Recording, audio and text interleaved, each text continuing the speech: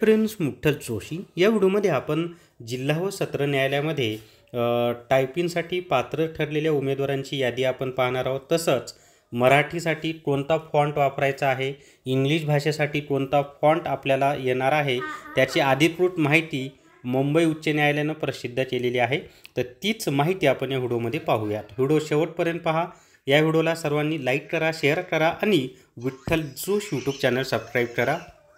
जर तुम्हाला जिल्हा परिषदेमधील आरोग्य सेवकच्या तांत्रिक 40 प्रश्नांची तयारी करायची असेल तर प्ले स्टोअरवरून विठ्ठल जोशी ॲप डाउनलोड करा आणि आरोग्य सेवक तांत्रिक प्रश्न ई बुक विकत घ्या।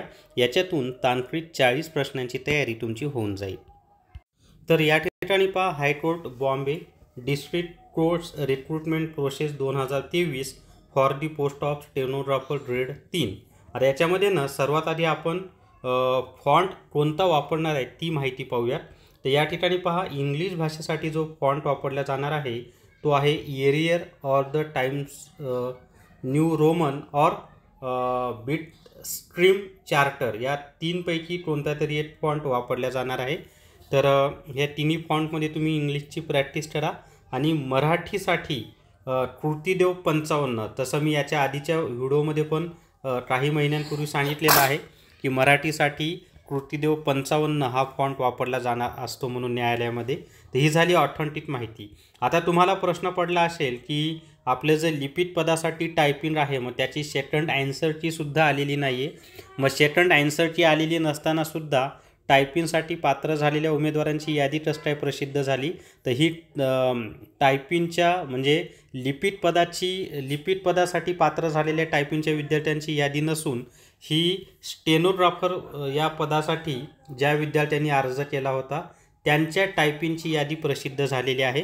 मग तुम्ही म्हणाल व्हिडिओ का बनवला? तर त्याचं कारण असं आहे की फॉन्ट कोणता वापरला जाणार आहे। कारण लिपिकसाठी सुद्धा लिपिकची जी टायपिंग होणार आहे त्यासाठी सुद्धा जे फॉन्ट वापरायचे आहेत ते हेच फॉन्ट वापरायचे आहेत आणि ते आपल्यासाठी जास्त महत्त्वाचं आहे।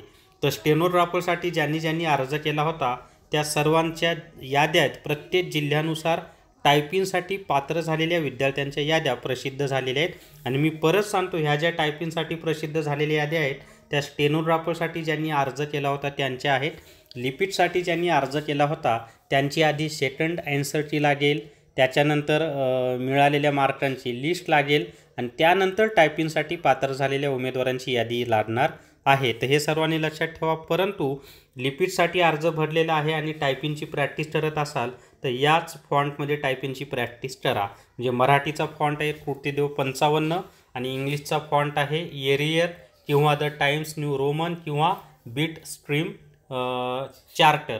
तर हीच माहिती मला या व्हिडिओमध्ये द्यायची होती। या व्हिडिओला सर्वांनी लाईक करा, शेअर करा आणि Vitthal Joshi YouTube channel subscribe करा। Thank you very much.